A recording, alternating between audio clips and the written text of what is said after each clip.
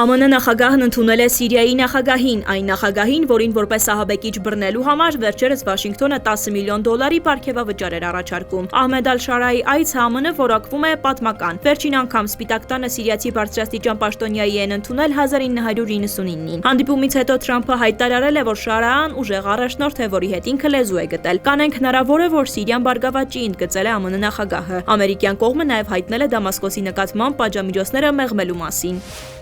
Իրանում ջրային ճգնաժամը սրվում է, Թեհրանի իշխանությունները հաստատել են այժմ խմելու ջրի մատակարարումը գիշերային ժամերին կսահմանափակվի, որպեսզի հնարավոր լինի լցնել քաղաքային ջրամբարները։ Ամբարտակներում ջրի ծավալները կրիտիկական են եւ հասել են վերջին 100 տարվա ընթացքում նվազագույն մակարդակին։ Ջրային ճգնաժամի սրման պատճառը արդեն մի քանի տարի շարունակվող երաշտն է։ Ամռանը երկրում գրանցվել է վերջին 60 տարվա ընթացքում ամենաուժեղ տապը։ Նման իրավիճակում կառավարությունը պատրաստվում է վատթարագույնին։